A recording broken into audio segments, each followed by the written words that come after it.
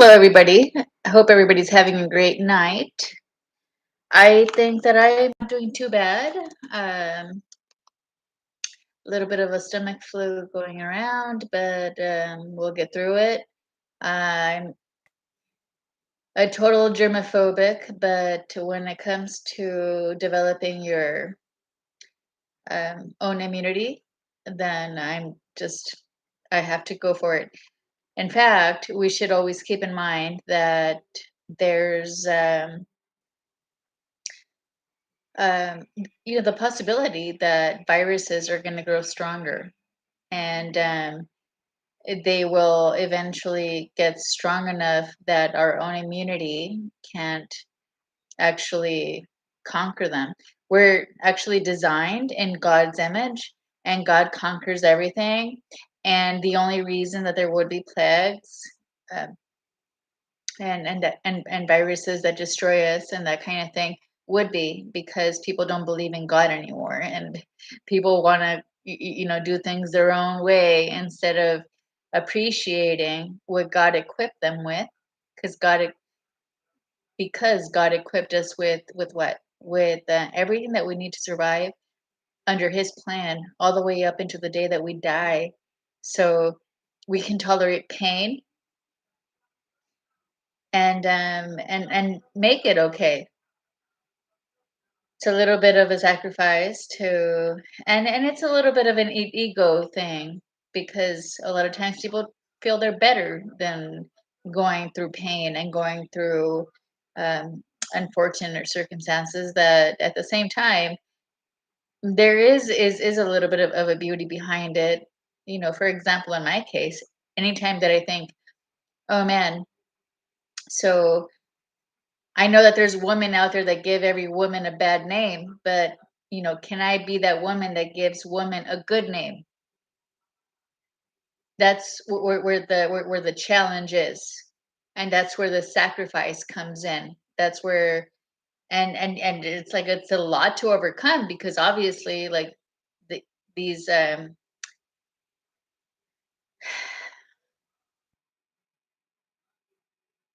hoary women are are not necessarily up to par, and nobody has pushed back on them. So this is our time to push back and say, like, well, look, um unfortunately, everybody comes from different upbringings and cultures, and that could mean that I'm trying to be superior to women and other people in general. But the truth is that I'm a very humble person. I've humbled myself in different. I think that I actually have the mind to be a little bit more um, of a so-called go-getter and just kind of money-hungry person, but I don't, because I believe more in values and qualities in people. So I mean, if you're offended, you're only just trying to manipulate me. You're trying to guilt trip me, or you're a whore that's offended. And in both cases, it really doesn't matter to me. But I did want to start today by saying that I'm not sure if I've paid enough attention to this verse of Ezekiel. It's Ezekiel 33, verse 17. I'm going to go ahead and read it. Starts like this. Yet your com- Yet your countrymen say, the way of the Lord is not fair, but it is their way that is not fair. Nope, I'm starting all over. Sorry. But, uh, Yet your countrymen say, the way of the Lord is not fair, but it is their way that is not fair. When a virtuous man turns away from what is right and does wrong, he shall die for it. But when a wicked man turns away from wickedness and does what is right and just, because of this, he shall live. And still you say, the Lord is not fair. I will judge every one of you according to his ways, O house of Israel. And the reason that I'm this is an Old Testament verse, and in this case is the reason why it should be credible that this person died is that it was like a fake. It was like somebody that was like superficial, and everybody applauded it. Like, yes, be superficial too, because there was no depth to anything that he was saying. So, but if you use that same verse to talk about, I would use the same verse to talk about how Jesus died, right? Like Jesus said, the way of the Lord is not fair. You say, but because it starts like this. The way of the Lord is not fair, but it is their way that is not fair, right? Okay, so let's just that's the first that's verse 17. They are protesting against the Lord, but then they realize like, oh, it is the Lord that's fair. They don't realize it, but they just know that they're being wrong. There is such a thing as a innate notion of knowing right from wrong. So then he says, when a virtuous man turns away from what is right and does wrong, he shall die for it. But when a wicked man turns away from wickedness and does what is right and just, because of this he shall live. And still you say, the way of the Lord is not fair. I will judge every one of you according to his ways, O house of Israel. So this is kind of my way of saying that's actually, it reminds me of a different verse where the first shall be last and the last shall be first. And so there is really no way of Jesus sat with drunkards and prostitutes and so this is like a sort of this is a way of saying that we are not the ultimate judges on morals. We can strive to be, and we can be like the best that we can be. But where I was actually heading with this is more so why we can't see, why we can't take the message that Jesus left us with when he said that you judge me as in as they didn't even know what to call Jesus. Jesus was God incarnate. So, but he was referring to John when he said that he was sitting with drunkards and he was I guess criticized about it, right? He was criticized for and he wasn't accepted. It was like, no, you're not worthy. So it just wants me to I sort of feel like I have to go a little bit further with that line of logic, where if he's reminding us like, look, you always get things backwards. Like this is how things are going. God puts a lot of power in our hands, and you'd be surprised how much I find this in the real world. I don't necessarily want to, and actually, I would categorize people that are still they still have good faith in people as good people. Like that would be the people that make things happen and keep this world churning. When Jesus died for us, and he sort of like wanted to take that whole concept away of how we want to value things and keep going in circles about it. Like this is it. Like I have been very, I have thought linearly about what the final outcome should be, and that's what I'm doing. But he's saying that basically we don't know how to judge. Our judges here are not equipped to understand what it is to follow through on any decision. And so and actually, I mean, if you look at the justice system now, I guess that would be a prophecy for today. Except that to me, I just want to extend it a little bit further to also mention again what it takes to actually, to be a true believer of Jesus, and to be somebody that not only believes in Jesus and follows his example, but that lives a happier, more peaceful life, because they don't follow the because I don't people like me don't follow the example of corrupted people that are children of apostasy. So that was crooked. That was like, whoa, that sent me like on some kind of, at the end of the day, and does not, he shall die.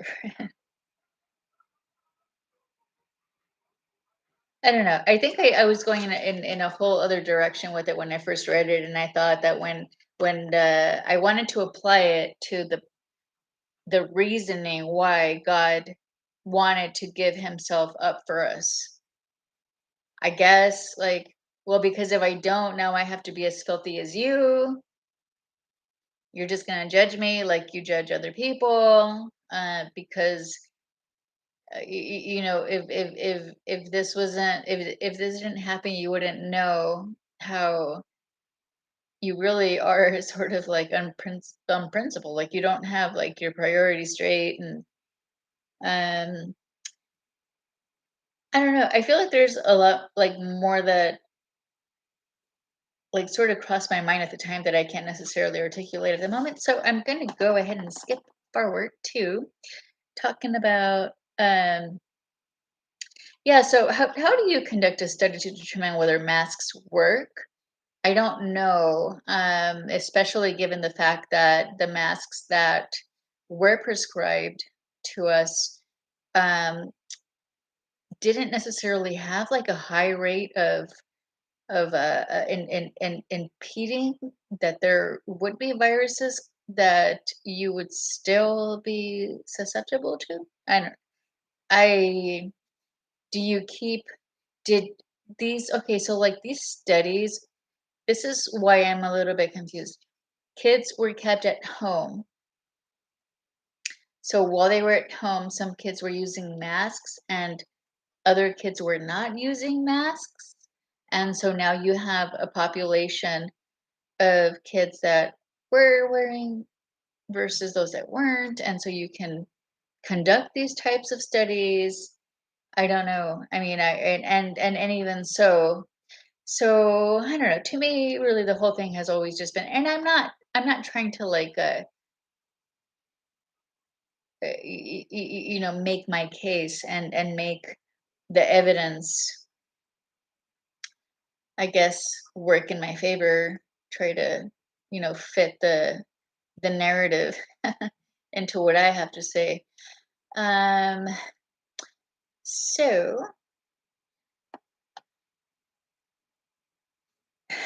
it's really just about control. It's about control. It's about people that got far in life and that are in the well, I want to say fake government. They're fake. They didn't really get voted on by the majority. It's true. I know you're not going to publish this, or even I don't care, but this is like my dear diary. Okay. So, oh, and by the way, how to catch a criminal? How to catch a criminal. Oh, Easy. He's sitting in the Oval Office as we maybe it's 10:17. He's probably been in bed for catch him in the morning. How to catch a criminal? How to catch a criminal? Call his cell phone. Call his cell phone. Call how to um actually, why don't you do this? Why don't you make it really hard for criminals to get away with anything? And then you wouldn't have to give criminals a cell phone that they're not going to answer anyway, but that are still going to cost you monopoly money. Okay, well, monopoly money is something that you're going to have to pay for, not the rest of us eventually when you're not in office. Ooh, let's go to NBC. I okay, sure. NBC. Oh, and NBC is your daddy. Okay, they have all the money. Sure. Well, yeah. And then there's also, of course, breaking down and going to mediation and having people use you for whatever purpose they might have in mind, because it could be some sort of like a um, e- uh, distraction, and steers you from wherever it is you're actually supposed to be focusing on. So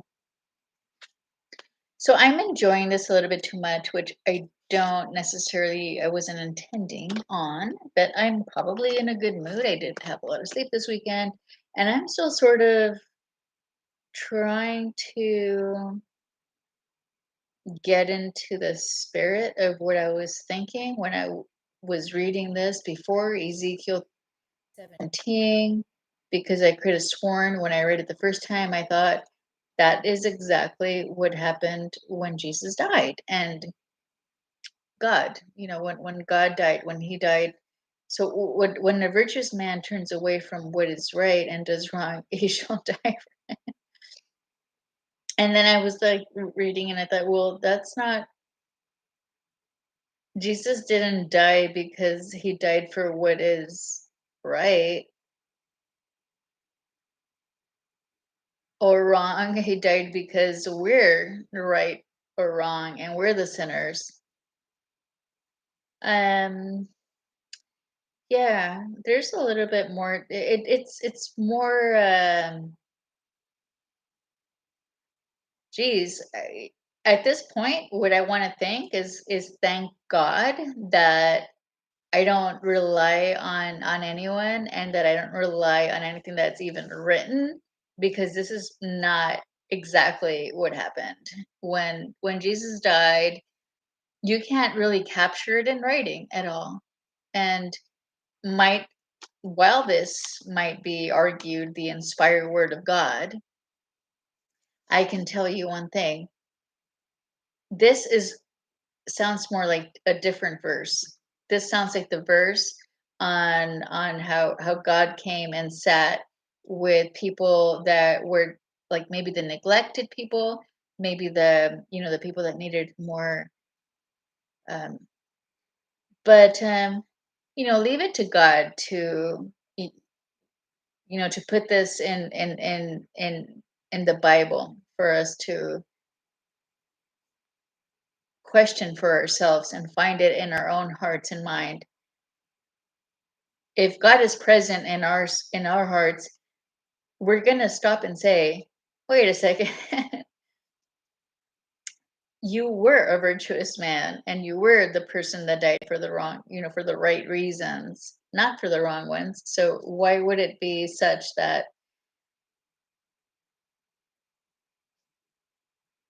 I think that it's probably because the whole verse starts with with that the way of the Lord is not fair. So you would expect it to be more like a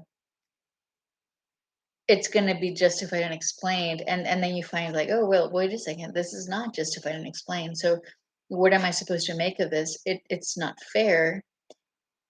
And so I think that the only way that I can really interpret it is really our flaws, and it is shown in the Bible, and that's actually something that I have said before. So I'm right, you're wrong.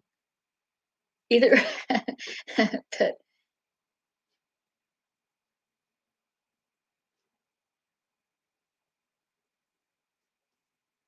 but let's just go ahead and read how it sort of this whole paragraph, this whole verse section of the verse finishes with saying, and still you say the way of the Lord is not fair.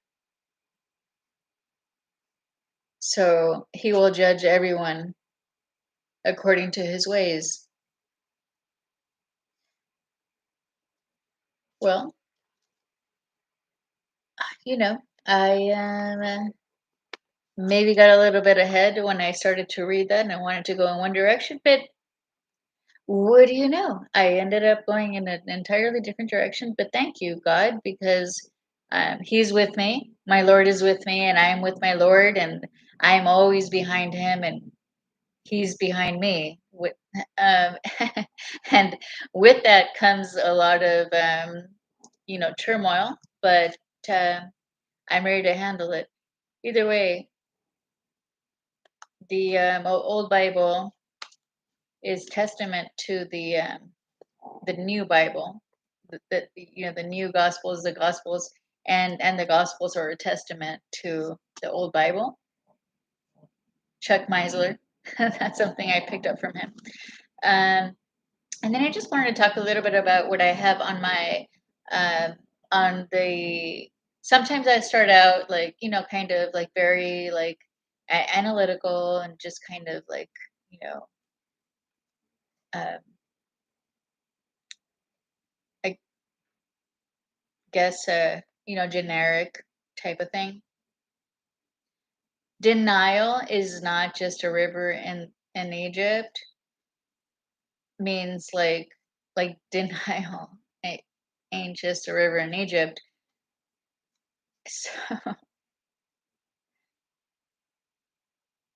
sometimes we are in denial about things, and it comes back to haunt us. So there's really no more, like, there's no time to do that. There's no time for us to be in denial about things. You have to, if and not only is it a matter of there not being any time for it, it's also a matter of it being um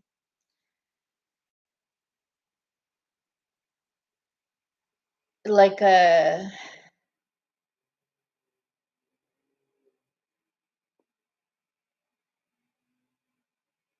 death wish.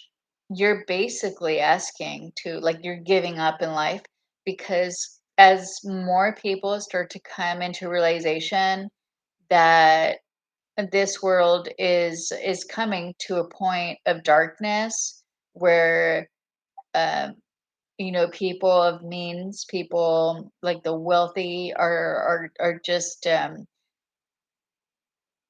creating.